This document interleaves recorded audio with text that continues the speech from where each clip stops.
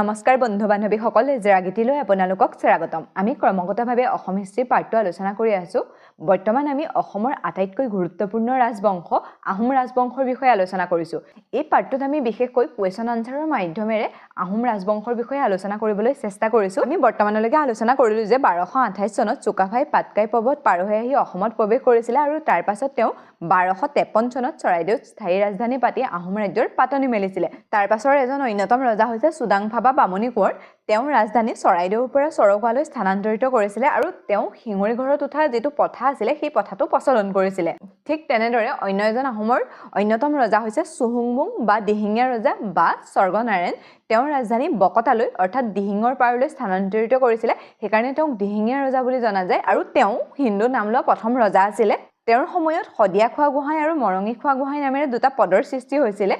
আৰু ইয়াৰ পাছত আমি আলোচনা কৰিছিলো সুক্লেংমুং বা গড়গঞা ৰজা এই সুক্লেংমুং বা গড়গঞা ৰজাই তেওঁৰ ৰাজধানী গড়গাঁৱলৈ নিছিলে সেইকাৰণে তেওঁ গড়গঞা ৰজা বুলি কোৱা হয়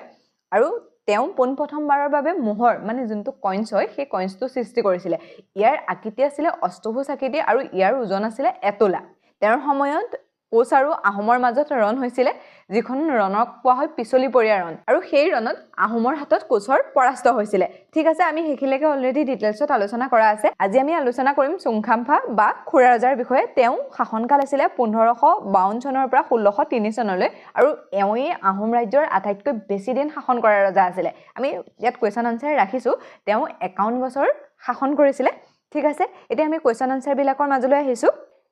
First question, চুংখাম্ফাই কিমান চনত আহোম সিংহাসন আৰোহণ কৰিছিল 1539 চনত 1552 চনত 1603 চনত 1563 চনত চুংখাম্ফাই 1552 চনত সিংহাসন আৰোহণ কৰিছিল নেক্সট কোৱেশ্চন কোনজন আহোম ৰজাক খুৰা ৰজা বুলি কোৱা হয় চুংখাম্ফা চুহুংমুং সুপাতফা চুক্লেংমুং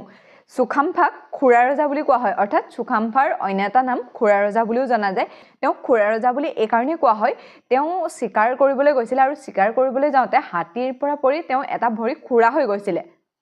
আৰু সেই কাৰণে তেওঁ নামটো দিয়া হৈছিল খুৰা ৰজা নেক্সট কোৱেশ্চন চুংখাম্ফাৰ দিনত কোচ সেনাপতি চিলাৰাই কেতিয়া আহোম ৰাজ্য আক্ৰমণ কৰিছিল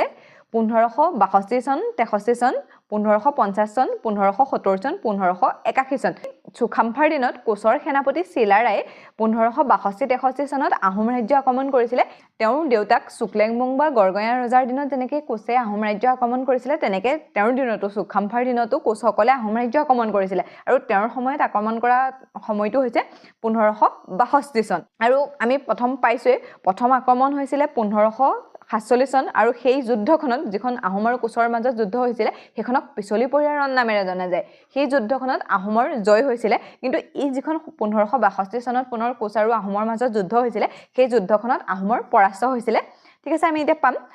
নেক্সট কোৱেশ্চন চিলাৰাই আক্ৰমণৰ সময়ত চুংখাম্ফাই ক'ত আশ্ৰয় লৈছিল চৰাইদেউ নামৰূপ দিহিং মাজুলী অৰ্থাৎ চিলাৰাই যেতিয়া 1562 চনত আক্ৰমণ কৰিছিল সেই সময়ত আহোম ৰজা চুংখাম্ফা পলাই গৈছিল আৰু তেওঁ পলাই নামৰূপলৈ গুচি গৈছিল নেক্সট কোৱেশ্চন 1563 চনত আহোম আৰু কোচৰ মাজত হোৱা সন্ধিখনৰ নাম কি আছিল ঘিলাধাৰী ঘাটৰ সন্ধি পাণ্ডুৰ সন্ধি মাজুলীৰ সন্ধি খুৰালিৰ সন্ধি 1563 চনত আহোম আৰু কোচৰ মাজত হোৱা সন্ধিখনৰ নাম আছিল মাজুলীৰ সন্ধি বহুত বেছি ইম্পৰ্টেন্ট হয় আমি পাইছোৱে 1562 চনত কোচ ৰজা নৰনাৰায়ণে আহোম ৰাজ্য আক্ৰমণ কৰিছিল আৰু সেই আক্ৰমণত আহোম ৰজা পলাই নামৰূপলৈ গুচি গৈছিল আৰু তাৰ পাছত তেওঁলোকৰ মাজত এখন সন্ধি হৈছিল যিখনক মাজুলীৰ সন্ধি নামেৰে জনা যায় ঠিক আছে সেই সন্ধিখন কি হয় সেই সন্ধিখন তেওঁলোকৰ মাজত যে হৈছিল সেই সন্ধিখনত কিছুমান আহোম ৰজাই কোচ ৰজাক ক্ষতিপূৰণ দিবলগীয়া হৈছিল যেনে যুদ্ধৰ ক্ষতিপূৰণ হিচাপে 60টা হাতী 60খন কাপোৰ 60 গৰাকী মানে বান্দি কাম কৰা মানুহ 300 জন মানুহ আৰু ইয়াৰ উপৰি সোণৰূপ দিবলগীয়া হৈছিল আৰু সেই সন্ধিখনত এটা জিমনি প্ৰদান কৰিবলগীয়া হৈছিল জিমনি মানে কি হয় জিমনি 5 জন প্ৰদান কৰিছিল তেওঁলোকৰ ৰাজসভাত জড়িত 5 জন ডাঙৰীয়াৰ পুত্ৰক কোচ ৰাজ্যত এৰি থৈ আহিবলগীয়া হৈছিল এটোক জিমনি প্ৰদান বুলি কোৱা হয় মানে যে তেওঁলোকৰ মাজত চুক্তি হৈছে ন যে আমি 60টা হাতী দিম ধৰক 60খন কাপোৰ দিম যদি নিদিয়ে বা টকা পইচা সোণৰূপ নিদিয়ে সেইকাৰণে তেওঁলোকৰ বিশ্বাসী 5 জন মানুহক মানে কোচ ৰাজ্যত এৰি থৈ আহিবলগীয়া হৈছিল যেটোক জিমনি প্ৰদান কৰা বুলি কোৱা হয় ঠিক আছে তেনেকুৱা জিমনি 5 জনক এৰি থৈ আহিছিল যদি মানে আহোম ৰজাই সেইখিনি বস্তু নিদিয়ে তেতিয়া সেই জিমনি কেইজনক হত্যা কৰি মানে বা শাস্তি দিব পাৰে আৰু সেইটো কোচ ৰজাই নিজৰ ইচ্ছামতে কৰিব পাৰে ঠিক আছে আৰু মাজুলী সন্ধি কেতিয়া হৈছিলে 1563 চনত এনেকৈ সুধিব পাৰে আপোনালোকক মাজুলীৰ সন্ধি কেতিয়া হৈছিলে 1563 চনত কাৰ মাজত হৈছিলে আহোম আৰু কোচৰ মাজত আছে নেক্সট কোৱেশ্চনলৈ আহিছো সুখাম্ফাৰ দিনত আহোম ৰাজ্যলৈ অহা এজন উল্লেখযোগ্য ধৰ্মীয় পুৰুষ কোন আছিলে দামোদৰদেৱ মাধৱদেৱ হৰিদেৱ ভট্টদেৱ সুখাম্ফাৰ দিনত আহোম ৰাজ্যলৈ অহা এজন উল্লেখযোগ্য ধৰ্মীয় পুৰুষ আছিলে মাধৱদেৱ তেওঁলোকৰ সময়ত বৈষ্ণৱ ধৰ্মৰ বহুত বিকাশ হৈছিলে সেইকাৰণে মাধৱদেৱো তালৈ আহিছিলে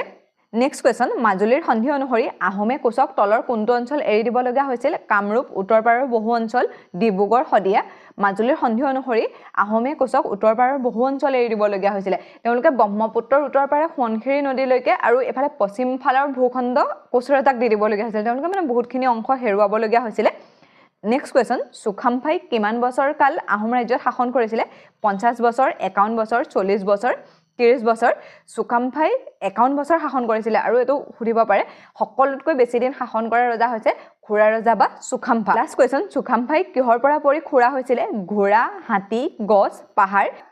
সুখাম্ফাই হাতীৰ পৰা পৰি খুৰা হৈছিল আৰু সেইকাৰণে তেওঁ খুৰা ৰজা বুলি কোৱা হয় ঠিক আছে ইয়াত আটাইতকৈ ইম্পৰ্টেন্ট হয় মাজুলীৰ সন্ধি কেতিয়া হৈছিল 1663 চন আৰু কাৰ মাজত হৈছিল আহোম আৰু কোচৰ মাজত পাছলৈ আহোম আৰু কোচৰ মাজত বন্ধুত্বপূৰ্ণ সম্পৰ্ক হয় এই ৰজা সুখাম্ফাই যেতিয়া কোচ ৰজা নৰনাৰায়ণ আৰু চিলাৰে মৃত্যু হ'ল তাৰ পাছততো কোচ ৰাজ্যখন ভাগ হৈ গৈছিল সেই কোচ ৰাজ্যৰে এজন অন্যতম ৰজা ৰঘুদেৱ নাৰায়ণৰ এগৰাকী জীয়ৰীক বিয়া কৰাইছিল আৰু তাৰ পাছতে আহোম আৰু কোচৰ মাজত মিত্ৰতা স্থাপন হয় আৰু ইয়াৰ উপৰিও তেওঁৰ সময়ত শক্তিপন্থী দুৰ্গাক বহুত পূজা কৰা হৈছিল আমি পাইছোই তেওঁৰ সময়ত নৱবৈষ্ণৱ ধৰ্মৰো বহুত বিকাশ হৈছিল কিন্তু তেওঁলোকে শক্তিপন্থী দুৰ্গাক বিশ্বাস কৰিছিল ঠিক আছে আজিলৈ ইমানতে এৰিছো অন্য এটা ভিডিঅ'ত লগ পোৱাৰ প্ৰতিশ্ৰুতিৰে